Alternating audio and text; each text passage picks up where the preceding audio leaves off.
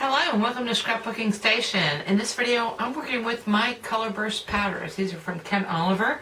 I've made quite a few cards, so if you've bought them, follow along. If you haven't bought them, follow the techniques, because I've got a bowl here of very inexpensive inks and tools to create the same effects using probably what you already have.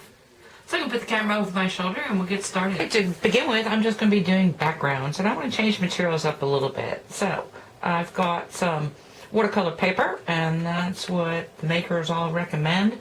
These are Color Burst, Ken Oliver's Color Burst is ultramarine blue I'm going to start with. But I've also got a piece of pattern paper because I want to see what happens there. I've also got die cuts that I know I'm going to use in this card design. So the first thing I'm going to do is pop on some color on a dry. Look how fine that is. Pop some color onto my pattern paper, and then pop some color onto these two stars. Okay, at this point I've got two water bottles ready to go. So I've got a stamping mist spray bottle, which I just substituted with water. Something like that. Let's see what happens on the pattern paper, and then my stars. You know what? I've also got a tub of water ready to the side. So it's just a little Tupperware tub. I'm going to dip one of these in there. And actually it's already wet. Let's see what happens if I can pick up some of this ink. Very light. Okay, I'm going to dip it again. It kind of washes off a little bit. And come over to this side. I'm hoping you can see. Yep. And let me add a little Color Burst again. I'm trying to get a more washed out color. Okay, pretty quickly on this side, I'm noticing that I just tried to pick up some ink with this star, and I'm almost seeing stars. So let me see what happens if I were to use a rubber stamp and pull off some color. And I'm going to try it again over here. Like I said, I just kind of want to take this out for a spin at this point. You know what? I don't see the stars, but it is kind of a nice way to pick up some of these colors and put them elsewhere.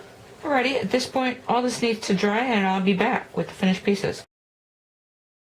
Okay, so here's how they dried. Unbelievable, really. So I had this plan for silver and this turquoise blue, but I don't know if you could see this red metallic that showed up when I spritzed it on some dry watercolor paper. And you can see pieces of that also on this pattern paper, which also turned out to be kind of the wrong color for this. Now the other thing, on these wet cardstock images, this is the thick Whisper White, by the way, that I used. This is the side that I kind of watered down, and the other side has some interesting things going for it also. Anyway, I've got to change some embellishments. I'll have the finished card and just a photograph of that. I'm going to set up for my next color, which is going to be the green and the red.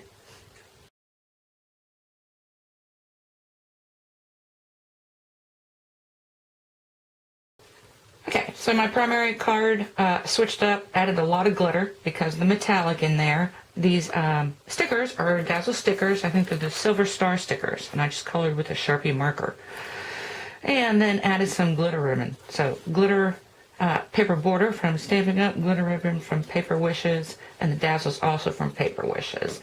And I kept some teal Dazzles in there. So these are the teal jewel sticker Dazzles. And then this was the inside. And because I made a second card, because that pattern paper really kind of changed the color. And when I stepped back and looked at it, it looked like mountains to me. So I've just got a section of an onion bag and some staples, again, coloring in that with the red Sharpie marker. Pick up some of these little specks of red glitter. So I said I was going to go to red and green, but actually I'm going to move to yellow and orange. So I've got my piece of watercolor paper. I'm going to use a piece of photographic paper because I want to try that out. And then I've got some paper flowers over here. So let me puff on. Whoa, that was a lot. Okay, that was a lot. And so when I'm putting my orange and the rest of my yellow, all I'm doing is tapping the bottom. So I just get a couple flakes. If I need to add more, I will. So I've got that on everything. You know what? I want to add something else. And I'm going to use Perfect Pearls. This is gold. because it is a powder and it stays really nicely when you add water. So all I got is a very fluffy paintbrush, and I'm just gonna see if I can get some of that on there. Lastly, I'm switching water bottles. I just bought this from the store, and I use it actually for cutting gemstones, but I think it's got a finer mist. I'm gonna pull it back a little bit. No, I still got dots. Okay, so let's get this water bottle. Really didn't work any better, and I really need some more water here, so I went back to my stamping mist. And I'm gonna do the same thing on these flowers. And I'm actually going to turn them over and try and pick up more color so I don't have any of the white showing. Okay, I moved in a little bit and I've added quite a bit more water over here. So again, I'm trying not to have any white because if I need a white flower, I can always pick another one up. And these are the Prima flowers, and this is from Paper Wishes also. So again, I've got to let all this dry. You can actually blow dry it, and actually once it gets damp enough, like it won't be too long before the watercolor paper is damp enough, I take it to an ironing board to flatten it out since I don't have any embossing powders or paste. And then we're going to take a look at these finished pieces. So here they are all dry. I could have probably been a little heavier handed. Let me just show you a couple of things. The yellow is very yellow. It's called lemon yellow, and that's exactly what you get out of there. The orange, not so much. There's a lot of rose color coming out, and this is pumpkin pie. And there are a couple sections like that. Here's a red. And so anywhere where I've got really deep powder or little spots of powder, I'm getting more of a red color. That's especially true of some of these paper flower spots. The photo paper, really pretty. Actually, it blends quite a bit nicer. Of course, there's a nice shine to it. There's the gold showing up, and I just did one more while these were drying because I had some time. I couldn't iron those, so they had to air dry. And in this one, much more orange. It's got a lot more powder, a lot more water, and a lot more gold. So a little heavier handed. Let me put these onto cards. So I'm going to assemble a couple pieces, and then I'll be back with the red and green.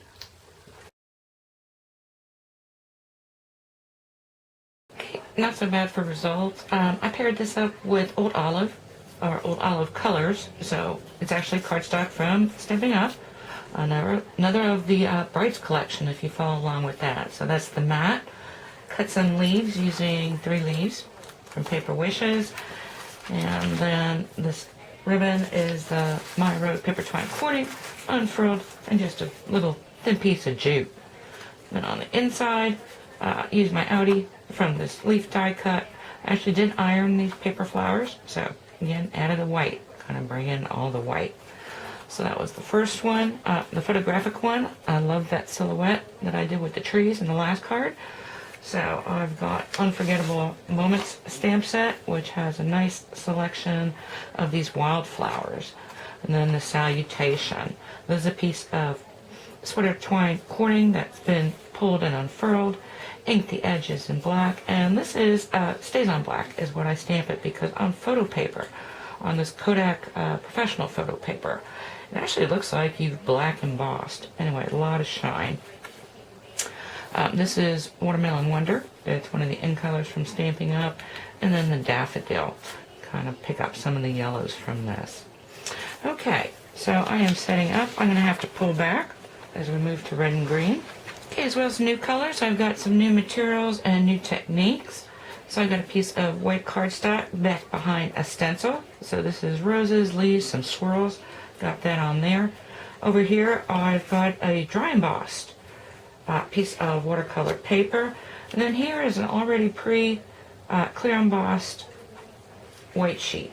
So, bit of housekeeping. I have been attaching using my Easy Dots on the back so they don't curl up. I really haven't seen too much of a problem, except for the watercolor paper as it's drying has a tendency to curl real bad. So I think what's going to happen is after I get done spritzing, I'm going to take all these and put them under a heavy book. Okay, this time, to start everything off, I'm actually going to get it wet. I've been doing it dry sometimes.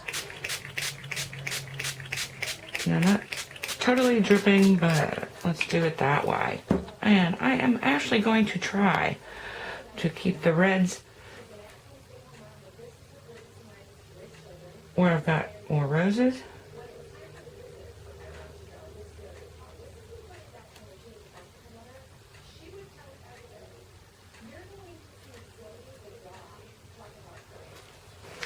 I went through and added quite a bit of green, and it's looking really Christmassy, and I hope as I activate some of this and have it spread, that maybe I'll get some browns from the red and green combining together.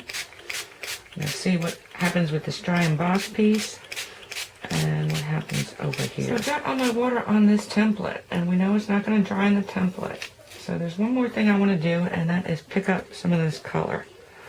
So let me lift this and kind of get an idea of what that's going to look like. I've got a piece of just white paper, and I'm going to try and pick this up.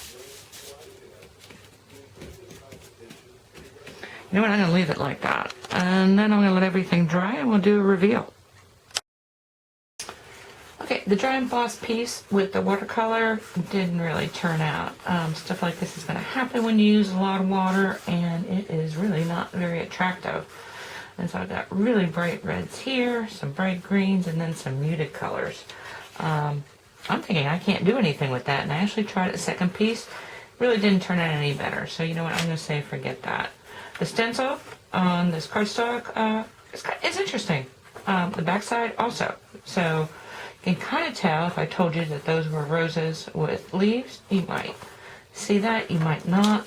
The piece that I actually put on top, let me see, this is the side that was facing down onto the stencil, and this is the back, and I actually like the back better. The piece that was on the clear embossed specialty paper ended up going all through the paper, so you're kind of losing those white leaves. I also tried that one again, and this time instead of just letting it sit and dry, took a paper towel, kind of wiped it off, but you can see I've got a lot of blue dots coming out of this green color. And just for ha-has, I did another photographic paper, so this is probably my favorite. Anyway, let me get all those on cards. The last thing I wanted to show you is I went ahead and did the purple, because there's nothing new here. So just a big piece of purple, and I'll pull back for this. So instead of using a stencil, I've got several doilies that I positioned and moved around and sprayed some water. Here's another doily, and kind of made this picture. So again, let me get some cards put together, and then we'll be back.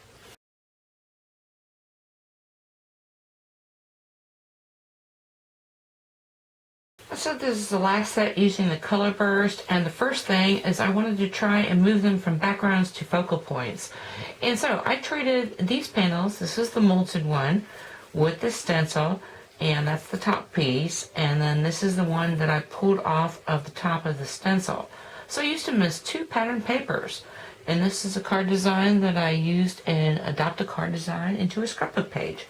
So same sort of deal, you know what, these are independent enough.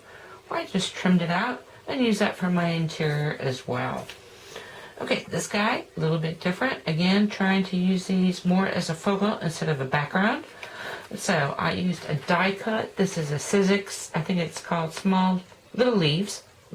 So I cut that out of here, used that again down here, made another one out of white.